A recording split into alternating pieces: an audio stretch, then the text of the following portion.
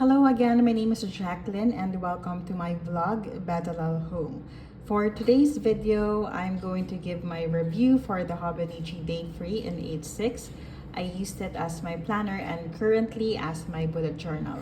I'll also give a flip through as we go through the pages. First, let's talk about the cover that I got. It's the 36 Views of Mount Fuji by Kaji Kazawa in Kai Province. The artist's name is Katsushika Hokusai, and it's a collaboration with the Tokyo National Museum. So basically, the whole cover lineup is the same, which has 6 card pockets. It has 2 back pockets, one for inserting your tacho or your planner, and at the back, it has 3 dividers for more stationery. This is also a butterfly type to close it. Butterfly meaning it has this ones where you can also insert your pen. Let's get a pen. You can insert your pen to close it like this one. So for this year, I got myself a notebook for my journal and the Day Free. All right, so let's start reviewing this Hobonichi Day Free. First off, let's start on what I did. What I did was to write my thoughts on this page by using a fountain pen with Ferris Wheel Lady as the ink.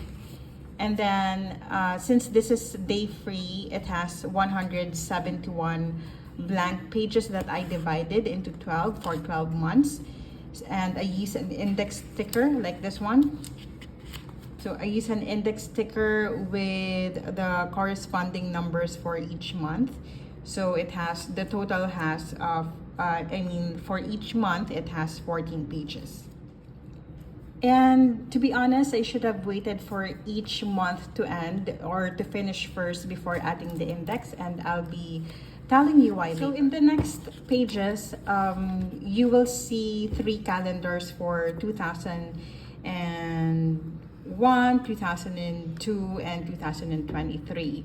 So these are small, but it's good for it. In the next pages, you will see a yearly overview. So let's just call this one, your yearly overview. And this one is up until March of 2023. So you will also see blank pages throughout the month, and of course, I'll be telling you why later. For the next few pages, let's just call this one the monthly overview. So for each month, you have one whole spread, and it's also up to March 2023. So this monthly overview has bigger notes for each day. And by the end of March 2023, which is this one, so we have, so here's March 2023, and you have your day 1. So let's go first towards the end of the planner. So you will have 13 more pages that can help you in your planning, like the table graph, the first 100, and the other list. Although they are in Japanese, so you might as well want to try to Google Translate it for you to utilize the one that's written here.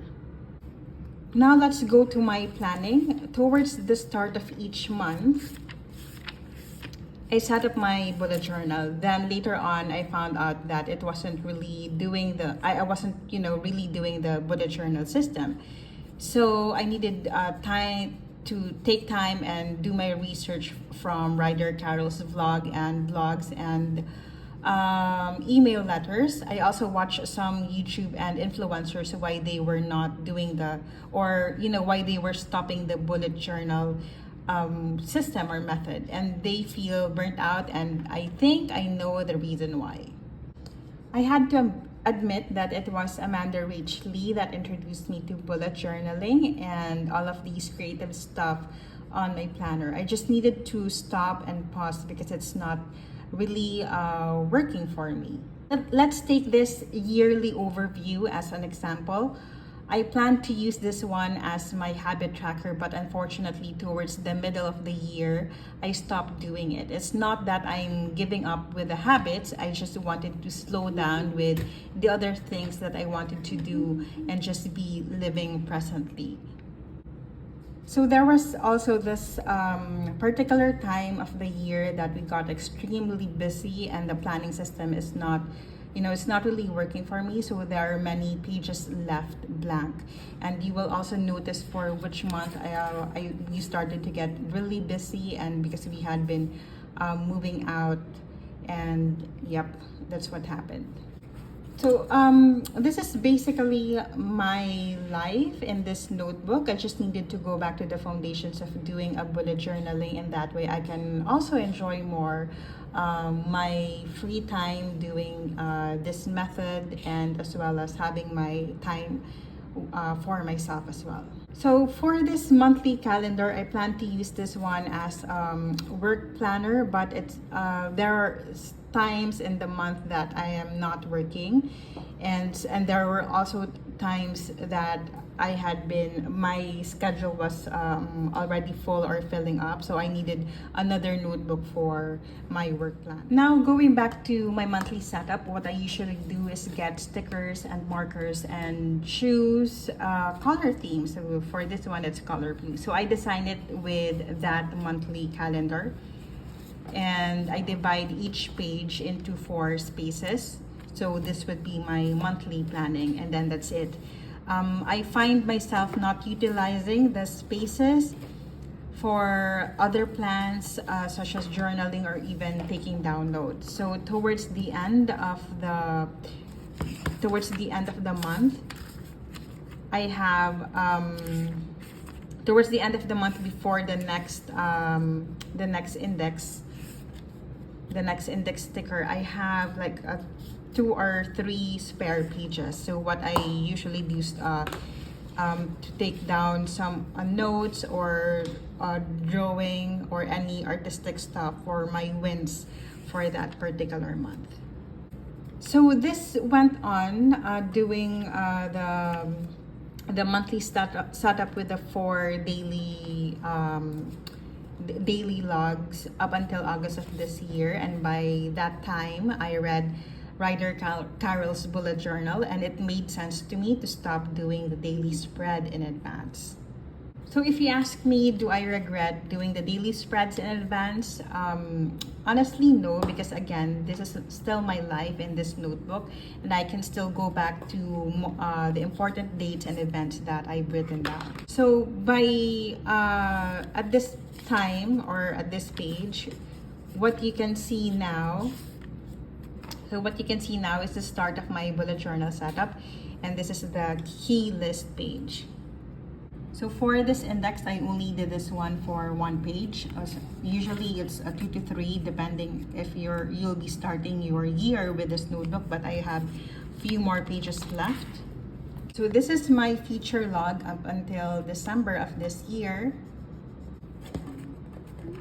So this is my monthly log for September. I did exactly what was in Ryder Carroll's book, to put the corresponding number to the day and leave a space for future events that I know that would be happening.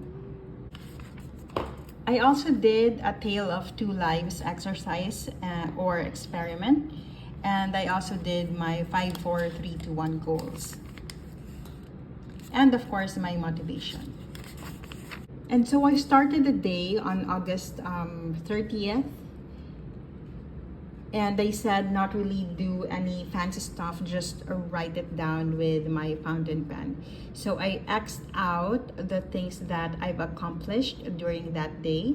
So you can also notice the space that I used. I just feel like that I had been utilizing the space more than what I did with the daily spreads. So what I'm practicing now is doing the task and the notes. So for this one, these are my tasks and these are the notes for the particular day. So there are also some days that I'm not able to use my bullet journal, and honestly, it's really fine for me. I do not feel the need or even the pressure of missing out. But in Carol's practice, it is encouraged to start the day reflecting on your bujo. So I'm still left with a lot more pages towards the end of the year, or maybe up until next year. So this is my monthly log for September. I did exactly what was in Ryder Carroll's book, to put the corresponding number to the day and leave a space for future events that I know that would be happening. So But it's actually fine with me if I use this one up until January. So that means, you know, I'm not really that busy by November and December. And to be honest, I haven't really used the Hobonichi Stacho, their original one, their original planner, and I think I have to stick with the bullet journal method using the Hobonichi Day Free. And you know, I'm really okay with the this kind of setup, which doesn't have, you know, any dates on it. So that's it for today's video. I hope I was able to give you a good review for the Hobonichi Day Free, and if you would want to be considering it. And I'm also hoping that I can give my 2023 planner and journal setup. So that's all for today, and see you on the next one.